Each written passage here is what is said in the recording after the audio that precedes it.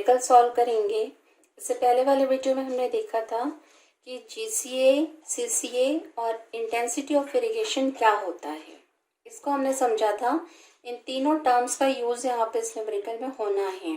तो ब्रीफ में ये तीनों मैं फिर से डिस्कस करूँगी और उसी के बेस पे हम न्यूमेरिकल को सॉल्व करेंगे।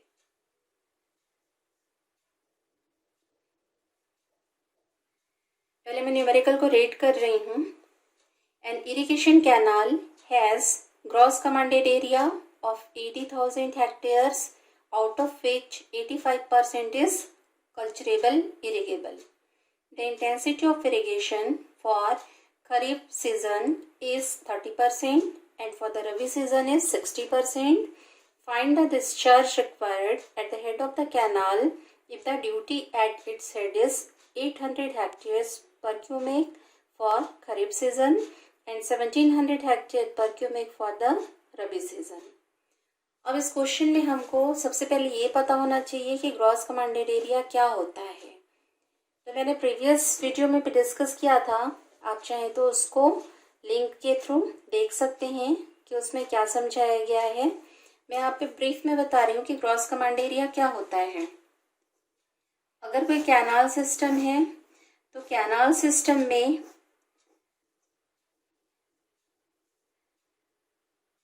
ये जितने एरिया को इरिगेट करेगा उसका हम ड्रेनेज बाउंड्री बनाते हैं और ड्रेनेज बाउंड्री बना के हम ये इसमें शो कर रहे हैं कि कैनाल के द्वारा, कैनाल सिस्टम के द्वारा कितने एरिया को कमांड किया जा रहा है, कितने एरिया में इरिगेशन प्रोवाइड किया जा रहा। तो ये जो टोटल एरिया है, this is known as the GCA, gross commanded area. अब क्वेश्चन में क्या दिया है कि इरिगेशन कैनाल है, इरिगेशन कैनाल सिस्टम है हमारे पास, has gross commanded area of 80,000 hectare. तो मान लो हमने कोई एक पर्टिकुलर कैनाल को लिया, मान लो हमने एक अलग से कैनाल बनाया, इस कैनाल की मैंने ड्रेनेज बाउंड्री बना दी, ये इसका GCA हो गया। जैसे कि मैंने आपको सिस्टम के बारे में बताया कि होल सिस्टम को अगर हम लेते हैं कैनाल सिस्टम को तो वो उसका GCA हुआ। अगर मैंने सिंगल एक कैनाल को लिया तो ये इसका GCA हुआ। तो ये क्रॉस कमांडेड एरिया मतलब इस कैनाल के थ्रू हम इतने एरिया को इरिगेट कर सकते हैं, यहाँ तक उसका वाटर पहुँच सकता है। तो an irrigation canal has gross commanded area of 80,000 hectares. That means ये GCA कितना है, टोटल 80,000 हेक्टेयर्स है। तो हम यहाँ पे लिख लेंगे GCA is given as 80,000 hectares. ठीक, अब इसके बाद 80,000 हेक्टेयर में से 85% एरिया कैसा है, कल्चरेबल इरिगेबल। दैट मीन्स मैंने बोला कि इसका 85% एरिया, इतना एरिया, कितना 85% एरिया जो है, 85% of GCA is equal to culturable commanded area. ठीक है, तो क्वेश्चन में दिया गया कि 80,000 hectare is the GCA, out of which 85% area is the CCA। तो अब हम क्या कैलकुलेट करेंगे, CCA यानी cultural commanded area, this is equal to 85% of GCA, that means 80,000 into 85/100। अब इसको हम कैलकुलेट करेंगे कि CCA कितना आएगा। जब हम इसको कैलकुलेट करेंगे तो इसकी वैल्यू आएगी 68,000 हेक्टेयर्स।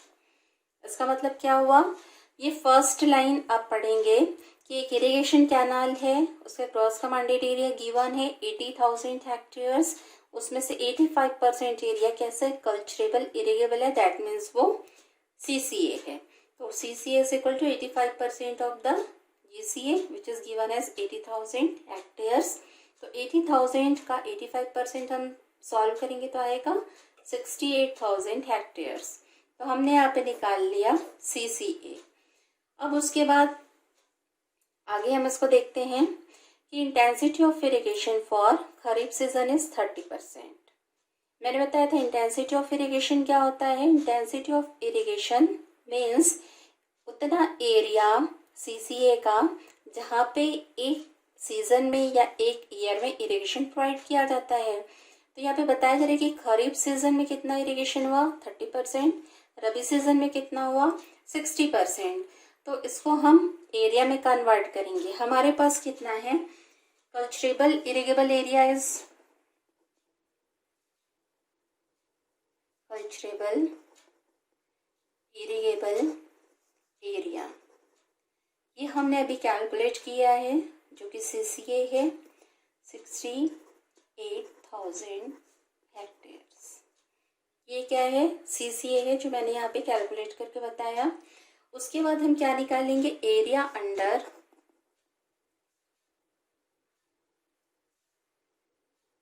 खरीफ सीजन कितना गिवन है, intensity of irrigation for kharif season is 30%। इसका मतलब 30% एरिया में खरीफ का क्रॉप कल्टीवेट किया गया, वहाँ पे इरिगेशन प्रोवाइड किया गया। तो 30% किसका, CCA का, वही इंटेंसिटी ऑफ इरिगेशन होगा। तो 68,000 इंटू 30%। ठीक है, यहाँ पे क्वेश्चन में क्या गिवन है, intensity of irrigation for kharif season is 30%। That means ये जो एरिया हमारे CCA था ये पूरा 80,000 है, इसका जो पार्ट है 68,000 यहाँ पे इरिगेशन हो सकता है। तो ये जो हैचिंग वाले एरिया है दिस इज CCA। अब इस CCA में से भी जो 30% इसका एरिया है, ये वाला एरिया, मैं फिर से इसको हाईलाइट कर रही हूँ, ये क्या है 30% ऑफ CCA, किस कंडीशन में, खरीफ सीजन में। ठीक है, तो ये 30% एरिया हम किसका निकालेंगे, 68,000 का, क्योंकि हमको पता है कि इरिगेशन कितने में प्रोवाइड हो रहा है 68,000 में, उसमें से 30% में खरीफ हो रहा। तो हम निकालेंगे area under kharif season, this is equal to CCA into given percentage. इसको हम सिंप्लीफाई करेंगे तो ये आएगा 20,400 हेक्टेयर्स। इसका मतलब हुआ कि ये एरिया जब हम कैलकुलेट करते हैं कि खरीफ में यहाँ पे हमने क्रॉप लगाया है और हमने इरिगेशन प्रोवाइड किया, तो ये एरिया कितना आएगा 30% of 68,000, this is equal to 20,400 hectares. ठीक है, अब सिमिलरली फॉर रबी सीजन, तो हम फिर से निकालेंगे for the rabi season area under rabi season is equal to how much, is equal to कितना गिवन है 60% है, किसका 60% होगा, ये CCA का होगा। तो यहाँ पे हम निकालेंगे 68,000 इंटू 60%, इसको आप कैलकुलेट करेंगे तो ये आएगा 40,800 हेक्टेयर्स। ठीक है, यानी 68,000 में से ये वाला एरिया हमने ले लिया, ये जो एरिया है ये क्या है 60% ऑफ CCA है ना, और ये हमने कैलकुलेट किया है 40,800 हेक्टेयर्स, और कौन से सीजन में आएगा, ये रबी में आएगा। ठीक, तो टोटल गिवन एरिया GCA कितना है 80,000 हेक्टेयर्स है, ये गिवन है। उसके 85% क्या है, CCA है, तो उसके 85% हमने निकाल लिया, CCA 68,000 हेक्टेयर्स, ये आ गया। उसके बाद इंटेंसिटी ऑफ इरिगेशन दिया है, तो इससे हमको अल्टीमेटली क्या कैलकुलेट करना है, लैंड एरिया कैलकुलेट करना है कि 30% ऑफ CCA में खरीफ हो रहा, तो 30% ऑफ CCA में खरीफ हो रहा, ये आ गया 20,400 हेक्टेयर। 60% में क्या क्रॉप लगा रहे हैं, हम रबी लगा रहे हैं, तो 60% एरिया में हमने रबी लगाया, ये आ गया 40,800 हेक्टेयर्स। यहाँ तक हमने सॉल्व कर लिया। अब find the discharge required at the head of the canal. अब आपको क्या निकालना है, ये जो कैनाल स्टार्ट हो रहा है, तो कैनाल का जो फर्स्ट पॉइंट है जहाँ से वाटर रिलीज हो रहा है, ये वाला जो पॉइंट होगा ये हमारा कहलाएगा हेड ऑफ द कैनाल। इसको मैं लिख देती हूँ।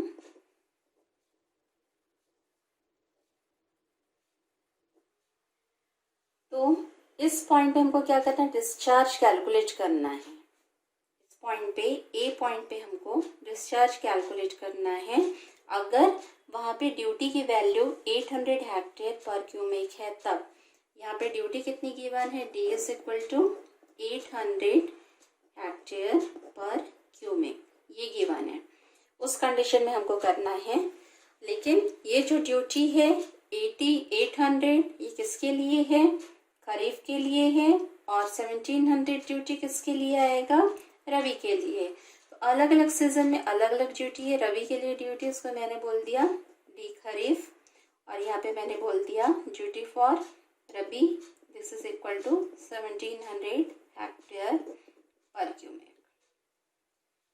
अब इसमें देखिए ड्यूटी क्या होता है। ड्यूटी का मतलब होता है कोई भी एरिया है, उस एरिया में, पर्टिकुलर जो भी एरिया है उस एरिया में अगर हम डिस्चार्ज यहाँ पे प्रोवाइड कर रहे हैं 1 क्यूमेक, है ना, और कब तक करेंगे, for base period, for base period. तो जितना एरिया इरिगेट होगा in hectares is known as duty. Duty का मतलब क्या होता है, ड्यूटी मीन्स अगर आपने डिस्चार्ज प्रोवाइड किया 1 क्यूमेक, कब तक, पूरे बेस पीरियड तक, तो इस टोटल वॉल्यूम ऑफ वाटर से जितना एरिया इरिगेट होगा इन हेक्टेयर्स वो है ड्यूटी। ठीक है, ये इसका डेफिनेशन है ड्यूटी का। तो अगर हमारे पास ड्यूटी खरीफ सीजन के लिए 800 हेक्टेयर्स पर क्यूमेक है, दैट मीन्स अगर हमने 1 क्यूमेक पानी यहाँ पे इरिगेशन के लिए प्रोवाइड किया तो कितना एरिया इरिगेट होगा, 800 हेक्टेयर होगा। अगर रबी सीजन है तो उसमें हमने 1 क्यूमेक पानी प्रोवाइड किया तो कितना होगा, 1700 हेक्टेयर उसका एरिया इरिगेट होगा, वही उसकी ड्यूटी कहलाएगी। अब हम क्या कैलकुलेट करेंगे इसके आगे कि कितना वाटर रिक्वायर्ड है ना, हमको फाइंड द डिस्चार्ज बोला है, तो हमको डिस्चार्ज फाइंड करना है कि कितना डिस्चार्ज हमारा रिक्वायर्ड है। तो हम लिखेंगे वाटर रिक्वायर्ड